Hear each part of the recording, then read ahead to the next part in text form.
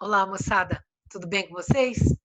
Eu sou a professora Vera e pretendo semanalmente ou quinzenalmente passar para vocês algumas dicas de física, alguma coisa que eu acho que possa vir ajudar você que está estudando física, que está se preparando, né? E que se encontra no ensino médio, tá bom? Bora estudar física? Então, juntos, né?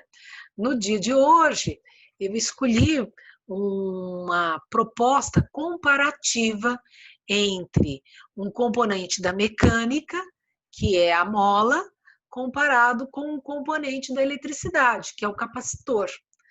Esses dois componentes têm algo em comum. Eles têm a capacidade de armazenar energia. Então, a mola é capaz de armazenar energia mecânica. Ela armazena energia potencial elástica, que a gente já deve ter ouvido falar. E o capacitor, ele é capaz de armazenar energia potencial elétrica. O fato de eles terem essa característica comum pode vir nos ajudar a entender o comportamento desses dois componentes mecânicos, né? Entender o que é que eles têm de parecido, apesar de um ser da área da mecânica e o outro da área de eletricidade. Quer dizer, cada um está no seu quadrado, mas existe uma comunicação aí, né, de objetivos que eles têm em comum. Entenderam? Então, para que isso possa ficar um pouquinho mais claro para a gente, né? E na tentativa de ajudá-los, eu vou compartilhar com vocês alguns slides para ver se a gente consegue esclarecer o que está acontecendo, tá bom? Então, olha, eu estou compartilhando com vocês um slide onde aqui eu mostro para você uma mola, né? A sua equação característica, também conhecida como lei de Hooke, onde eu falo aqui da força que é aplicada numa das extremidades da mola, sendo que a outra vai estar presa, né? E essa força provoca uma distorção, né? Uma elongação, uma distensão nessa mola, né? E aqui eu tenho o que eu chamo de constante elástica da mola, que caracteriza, cada mola tem a sua constante elástica, entendido? A constante elástica ela é obtida da razão da força que eu fiz na mola pela distensão que ela sofreu. Como eu devo estar trabalhando no sistema internacional, essa força vem em Newton e essa distensão vem em metros, certo?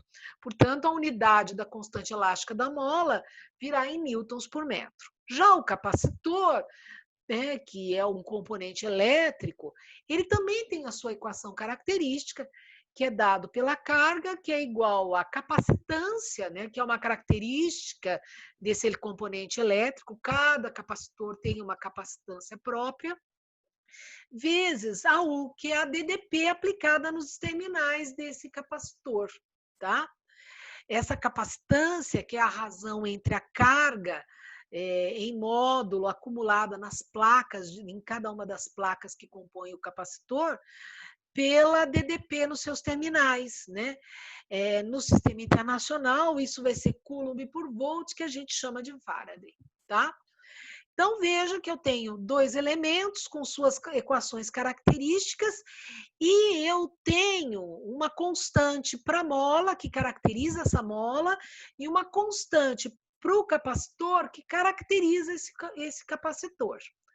Tendo em vista isso, vamos lá agora para o próximo slide, onde a gente esmiuça um pouquinho mais isso daí. A mola, né, que eu estou trabalhando, que eu estou imaginando trabalhar, inicialmente ela está no seu estado natural, não está distendida nem comprimida, tá? E aí eu aplico uma força numa das extremidades dessa mola, já que a outra está presa, né, na parede. Ao aplicar essa força, isso provoca uma distensão na minha mola. Esse é um gráfico clássico, né, de uma mola ideal, onde a força provoca a distensão e a força e a distensão são diretamente proporcionais. Isso está extremamente claro aqui nesse gráfico, por conta disso daqui, ser uma reta que sai do zero. Quer dizer, se eu dobro a força, dobra a distensão. Se eu triplico a força, triplica a distensão. E assim vai, né? Então, essa força, ela é um agente que provocou uma distensão na minha mola, né? E quando isso aconteceu, essa mola ficou com energia potencial elástica acumulada.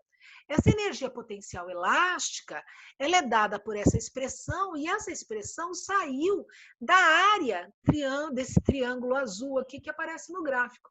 Essa área sobre a curva me dá o valor da energia acumulada, da energia potencial elástica acumulada na mola, quando o agente força provocou uma distensão nessa mola, tá? É claro que essa energia, já que eu estou trabalhando no sistema internacional, ela virá em joules, né, gente? Aí eu passo para o capacitor, que também tem a capacidade de acumular energia. Mas de que maneira isso daí pode acontecer? Da mesma maneira que a minha mola inicialmente estava no seu estado natural, né, e portanto não tinha energia acumulada, não tinha uma distensão, o meu capacitor, ele não está carregado inicialmente, tá? Mas a hora que eu fecho esse circuito, a DDP dessa bateria, né, aplicada nos terminais do capacitor, provoca o carregamento dessas placas. Então, cada uma das placas do meu capacitor fica carregada com uma carga Q em módulo. Claro que aqui vai ser menos Q e lá vai ser mais Q, né? Então, veja, né? A DDP aplicada nos terminais daquele meu capacitor que inicialmente não estava carregado, né, provocou uma carga nele que propiciou que ele acumulasse energia potencial elétrica, né? Da mesma forma que a minha mola, que inicialmente não estava distendida, não tinha energia potencial elástica acumulada, quando aplicou a força e ela distendeu, ela ficou com força potencial elástica acumulada nela. Bom, o meu capacitor, ele tem uma capacitância, né, que é dada pela razão entre a carga que ele acumulou em cada uma das placas em módulo, pela DDP aplicada nos seus terminais, né? Já a constante elástica que caracteriza a minha mola, ela é a razão entre a força que eu apliquei pela distensão que ela sofreu.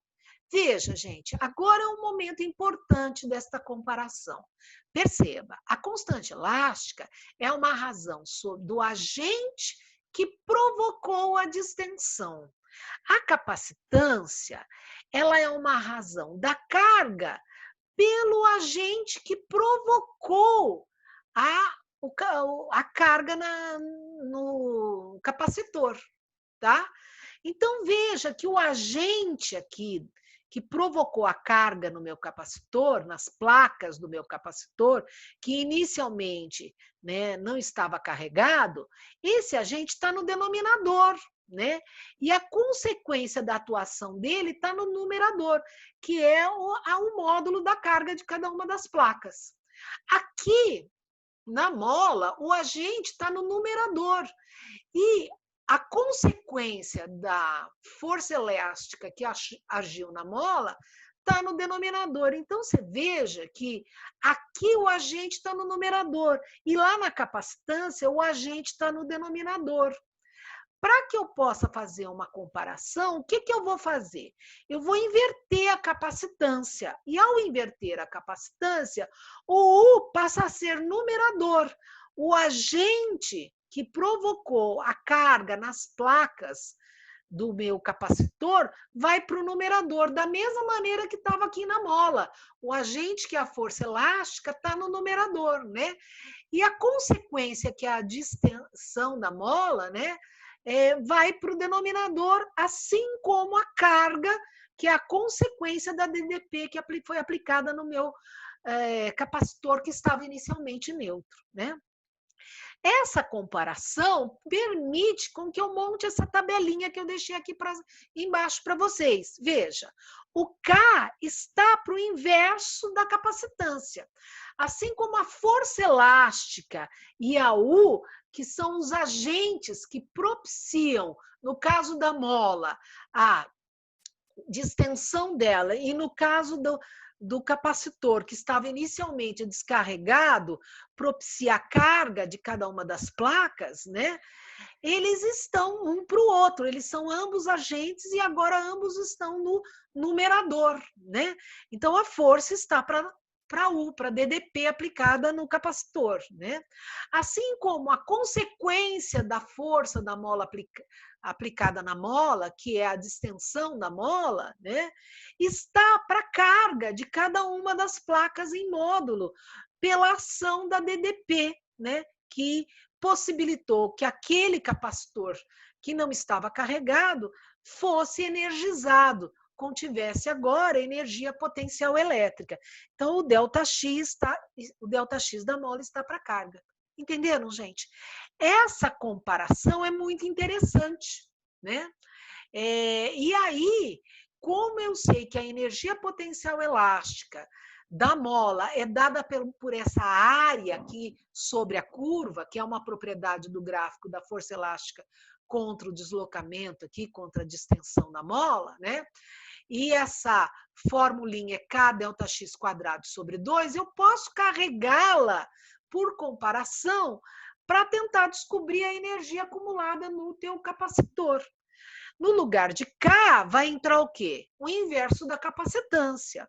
No lugar do ΔX, vai entrar o quê? A carga. Se o ΔX está ao quadrado, a carga lá vai ao quadrado, dividido por 2. Né?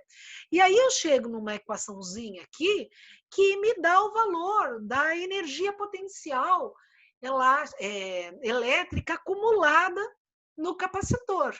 Essa equaçãozinha corresponde também a essa área na curva UQ, né? Que é uma propriedade dessa curva, a área ser a energia potencial elétrica acumulada. Se eu estiver trabalhando no sistema internacional, claro que essa energia vai vir em joule também. Como é que eu pulei daqui para cá? O que eu fiz? Eu peguei o Q, que é C vezes U, e substituir. Como o Q está quadrado, ficou C quadrado, U quadrado. E aí eu finalizo e acabo conseguindo, né, chegar nessa expressão final da energia potencial elétrica. Entenderam, gente? A ideia é, através desse comparativo, você conseguir perceber que, apesar de eu estar trabalhando desse lado com a mola, né, e com grandezas físicas vinculadas à mecânica, né, elas têm uma correspondente grandeza física na parte da eletricidade e os objetivos são parecidos, né? Quer dizer, o objetivo da mola é acumular energia, assim como é o objetivo do capacitor. Né? O K caracteriza a minha mola. A capacitância, ou o inverso dela, também caracteriza a minha mola. Né? A força elástica é o agente que consegue provocar uma distensão da mola, e sem essa distensão ela não estaria energizada. Tá? Assim como a DDP aplicada nos terminais do meu capacitor, que inicialmente estava descarregado, é o que acaba provocando a carga em cada uma das placas do meu capacitor, energizando. Entenderam, gente? Tá? Então, esse é o objetivo, né, desse comparativo. Eu espero muito que isso tenha ajudado vocês a entender esses dois componentes da física, né? E bora estudar física de novo em outro momento juntos, né? Mas continue estudando física. Bora estudar física, que estudar física é muito legal. Um grande abraço para você, tá bom? Tchau.